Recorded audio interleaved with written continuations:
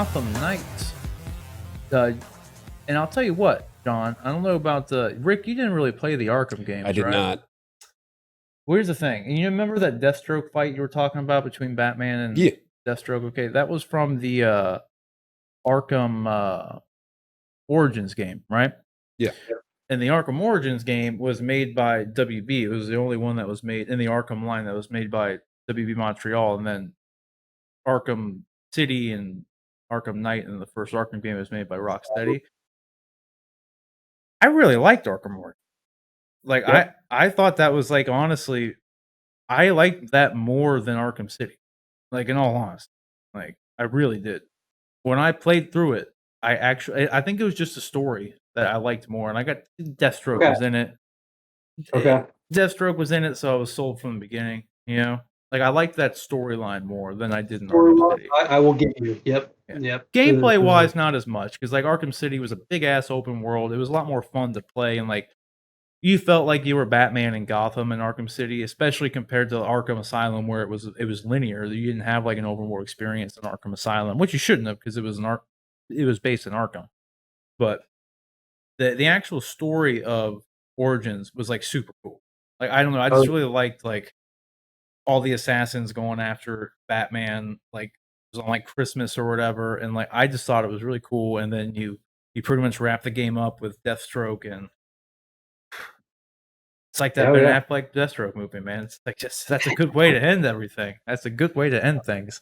And it was like the best Deathstroke costume like to date, like was that one, and that's why Joe Manganiello's costume looked exactly like it.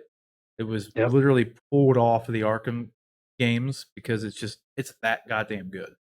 Mm-hmm. So like I don't know, I'm pretty excited for it. And then the main thing with well, that has me more excited for this than what we actually saw from the game, I would say. Because the only thing I was talking about this prior to getting any information about Suicide Squad, which the game, which we're going to jump into here in just a second as well.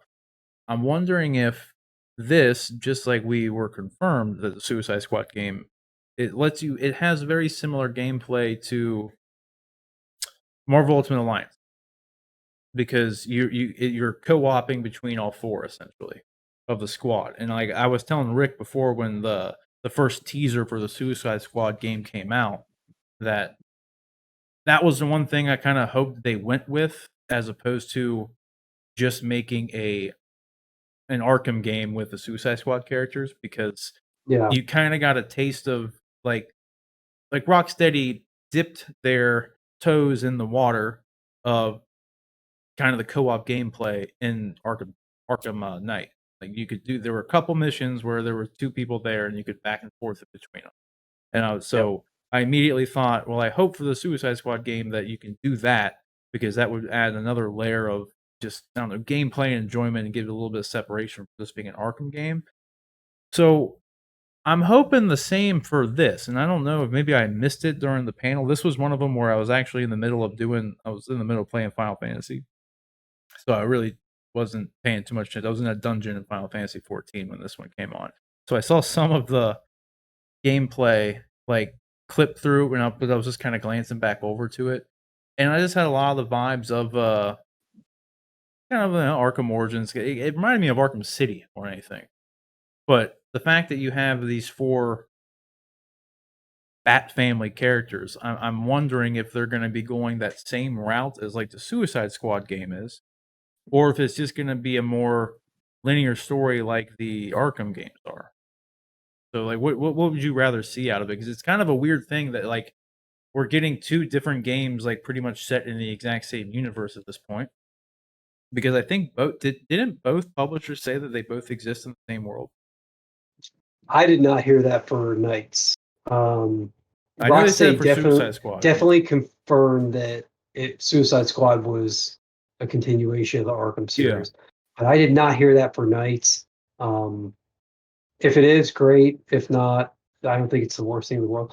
These shots right here that they did, the characters with the logos superimposed behind them, were incredibly cool shots. I know it was just a teaser and stuff, but man, that's cool though. If you're a DC fan, it's pretty dope seeing those. No, I'm definitely like I'm gonna play the game.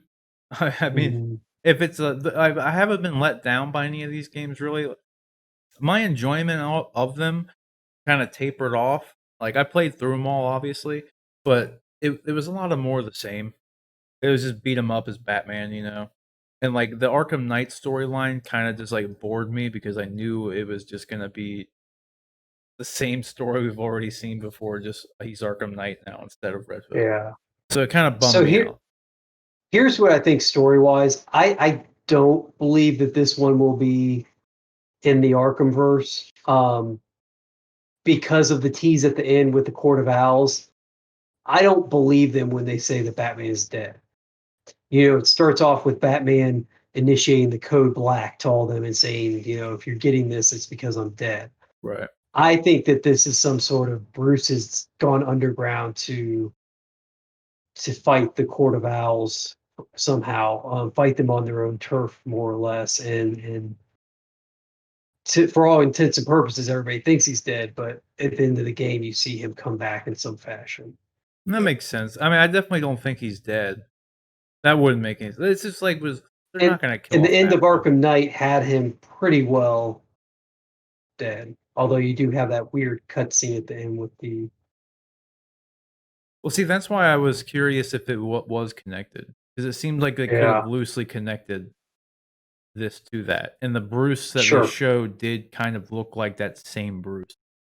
You know what I Mhm. mean? Like, but I mean, it's a video game render of Bruce Wayne. So what else is he gonna look like? You know? Yeah. Yeah. So I don't know. I'm looking forward. I'm hoping the story's exciting. I mean, I know like a lot of everyone loves Court of Owls, so I hope and would assume they would do it justice. I mean, it's not like it's some random third party like making a game. It's the people who own the franchise making the game. So I'm sure they're gonna Yeah. stay true to everything as much as they can. I just hope that like unlike Arkham Knight, not that like Rocksteady is some like random third party publisher, but like I just the story for Arkham Knight was not nearly as compelling as it could have been. So I hope that this is a better step in that direction, along with the Suicide Squad game, for instance, which we're just going to jump right into now.